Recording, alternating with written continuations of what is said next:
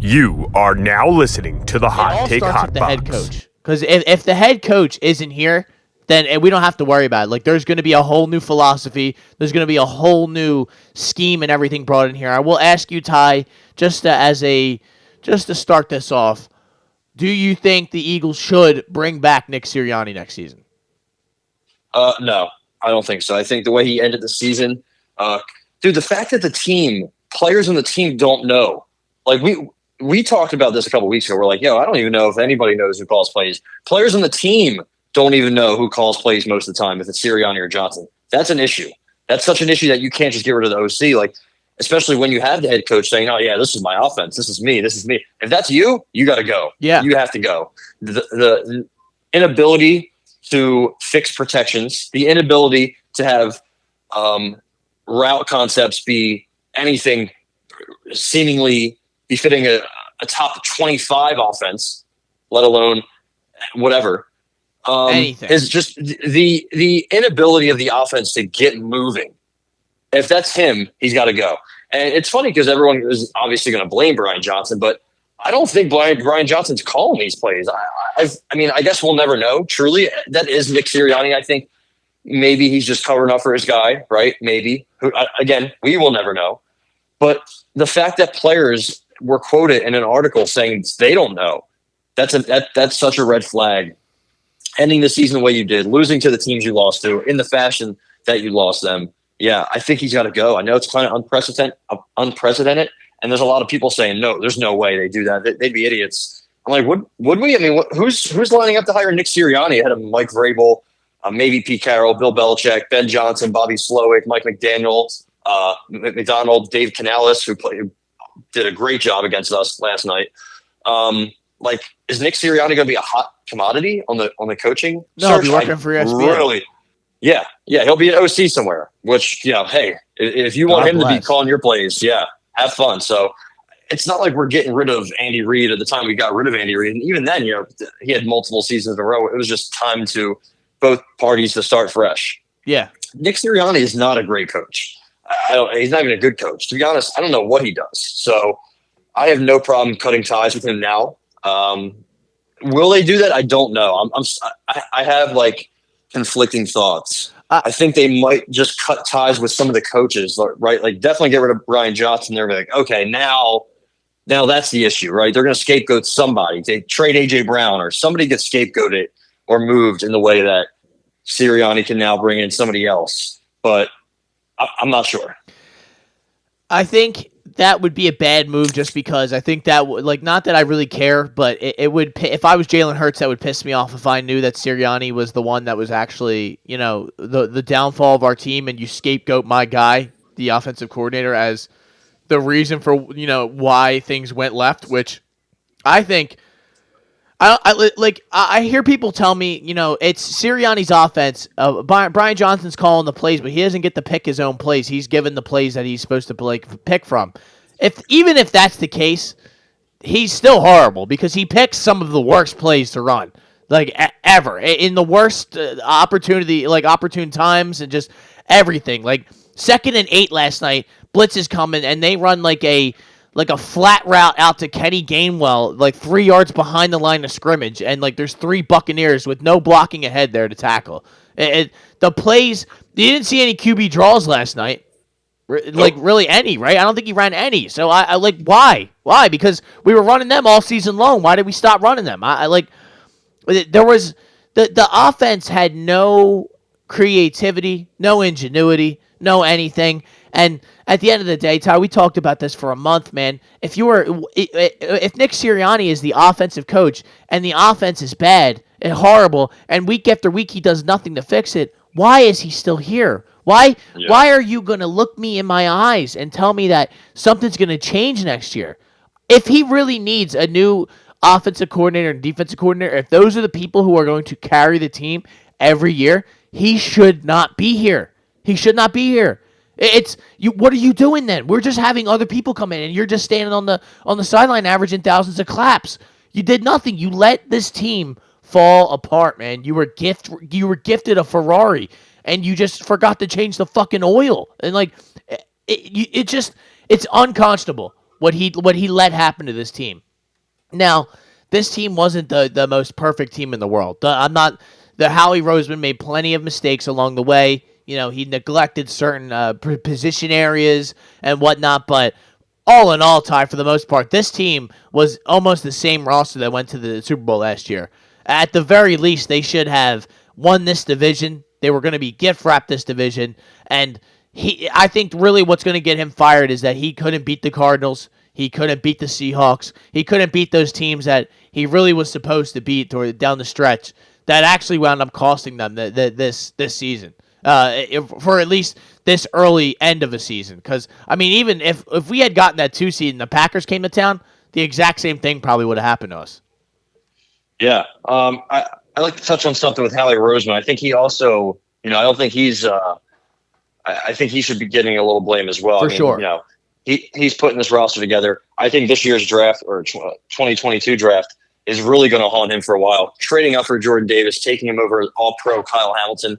Didn't like it at the time. Obviously don't like it now. Jordan Davis is just not – he just stinks. He's just not good. Yeah. Like he gets erased from plays on single teams, not just double teams. And I acknowledge that double teams, he gets doubled a lot. But he gets erased, moved backwards, doesn't look like he's in shape. Also, he took Cam Jurgens at 51, right before George Pickens, Trey McBride, a couple other decent players. God we didn't take George Pickens. That guy's a psychopath.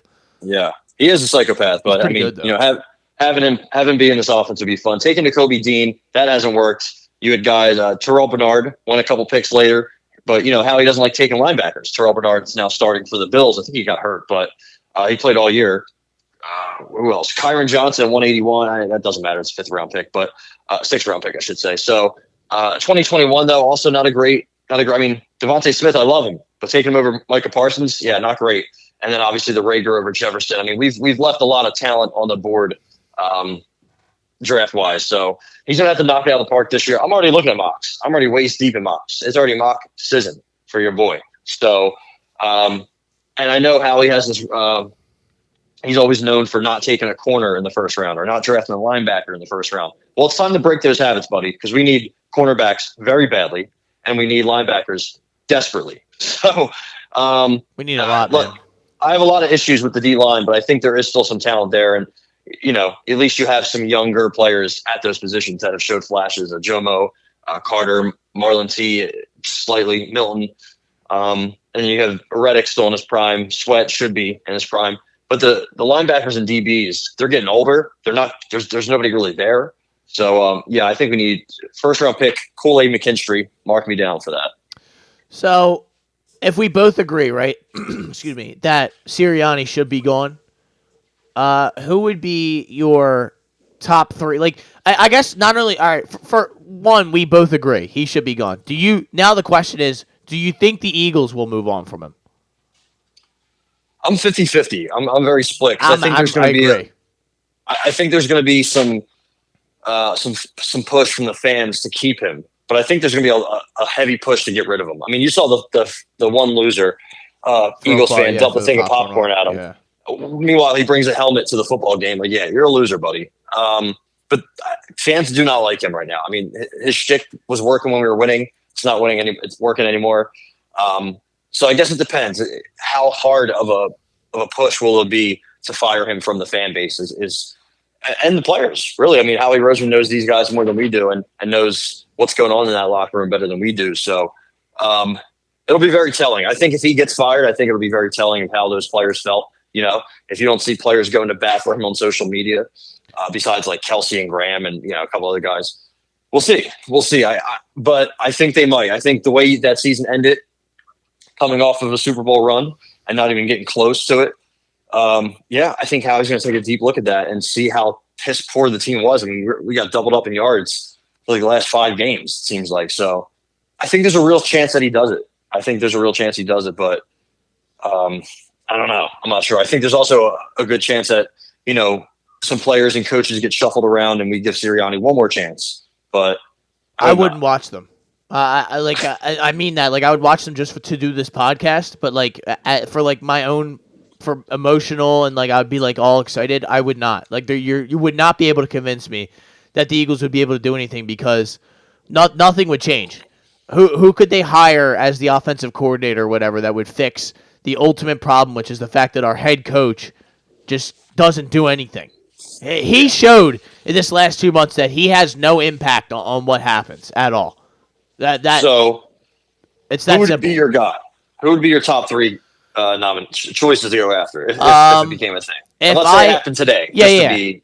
If I had my say, it would be Jim Harbaugh number one. That would be the most ideal kind of guy that you could have, I think, for us. He's a coach who has experience with a quarterback with a similar skill set, and when he coached Colin Kaepernick, he had them in the playoffs year after year after year. Yep. I think he would probably get the most out of Jalen Hurts, and I also think that this offense would be more balanced and go back to a rushing sort of mentality, or just hard-nosed, gritty mentality, which we have not had. We didn't have this year. Last year we were gritty. We ran the ball at people's throats, and there wasn't a goddamn thing they could do about it. This year, it felt like we moved to a finesse team. We ran the ball 2 times in a row to start this game last night, Ty, and then proceeded to throw 11 of the next 12 plays. No balance. There's no balance whatsoever. So if we can get a coach that can come in here and just reestablish our offensive identity, then that, to me, is number one. Number two, I know this. This is the more like realistic thing that I think this is the Eagles' way of life. Ben Johnson. That's what I want. Yeah, like that. That seems like an Eagles head coach, a guy who's not going to come in and demand too much personnel say, who's just going to come in, help, coach the team, be a part of the brain trust, I guess I should say, with Howie Roseman, Jeffrey Lurie, Ben Johnson as sort of a three-headed snake there, with, for lack of a better word, snakes, all of them snakes. That would be it. And then 3, as corny as it is or as unrealistic as it may be, I still would love Bill Belichick. I just as a guy who's going to come in here and make sure our defense is in the top 10 for, without a doubt. I think whoever they sign, they need to bring in a defensive coordinator who's going to just be able to take over the entire defense and is going to have complete autonomy over what happens. That would be my 3. Yeah, I think I would go Ben Johnson number 1. I think he is. I just love what Detroit's offense is doing, and that's what Jared Goff, who can turn into a pumpkin randomly sometimes and get very turnover friendly. So I think while maybe Jalen's not that much better, I think he's definitely a better quarterback to have run your offense. And I would love Harbaugh. I think any of the OCs are kind of interesting. Mike McDonald, Bobby Slowick. Slowick comes from that Shanahan coaching tree. Also, you ever seen that graphic of the Washington then Redskins coaching staff from like 10 years ago?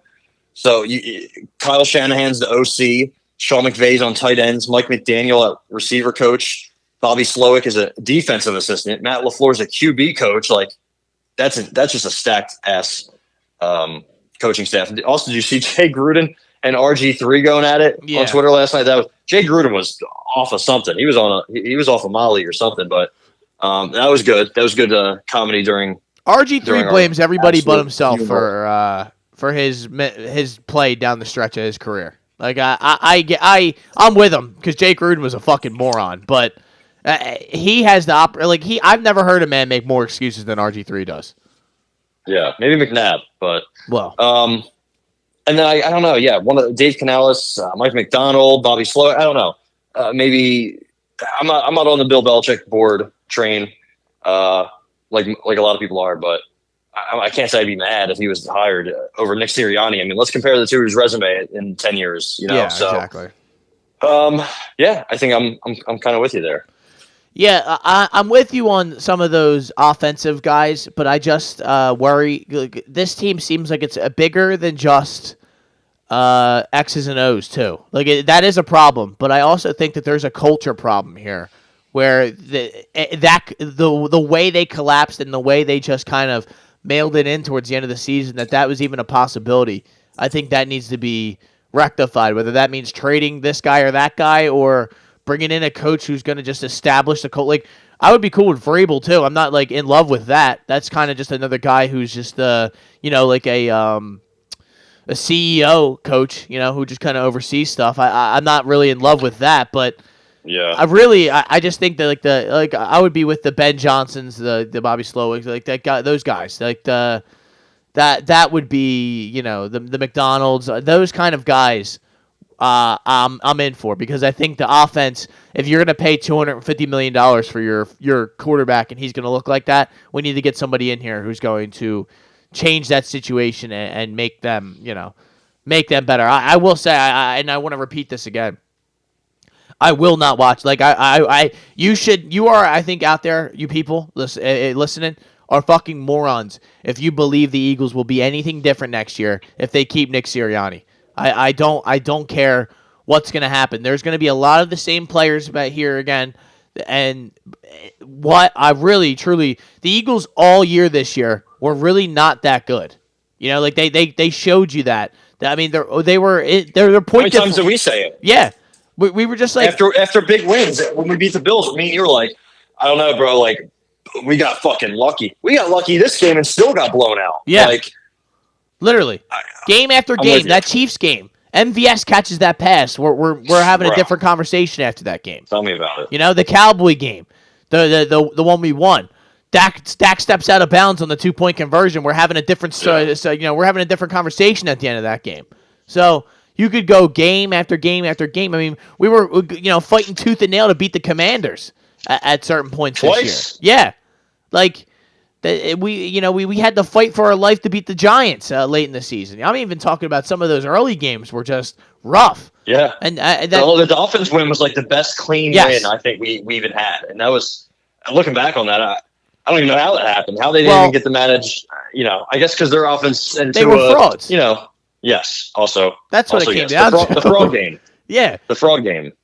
And we were all excited, which it was a good win. But I knew at the end of the day, it's just a good matchup for us because they are soft.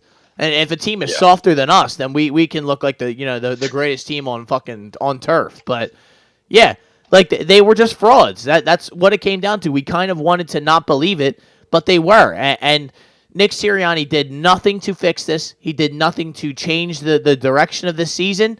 I do think that Howie Roseman had a big part in this when I think it was not Nick Sirianni's decision to remove Sean Desai, not completely. I think, it made him look dumb when he said, early in the week, no, we're not going to make a change. And then 2 days later, he makes a change. That didn't make any sense at all. But yeah, Patricia should go. Desai should go. All of them should go. Everyone on the defense should pretty much go. But then, who do you bring in a D coordinator? I don't even know. Yeah, someone, I guess, right? Anyway. Do what Alabama did. Make a random move that's, amazing. Taking Kane Wolnack from being a head coach at South Alabama and then making him their DC. What a great move for Bama. But something like that where we just, Howie says, fuck this. Let's target the best defensive minds in college and the pros. No matter how available or unavailable they are, let's go after the fucking top ones. That's what that has to be what your move is. What would you think about this? This guy currently doesn't have a job. This on the offensive side. Tommy Rees, Eagles OC. No, what do you think? Nope. Nah, I know. I saw. You are now listening to the Hot Take Hot Box.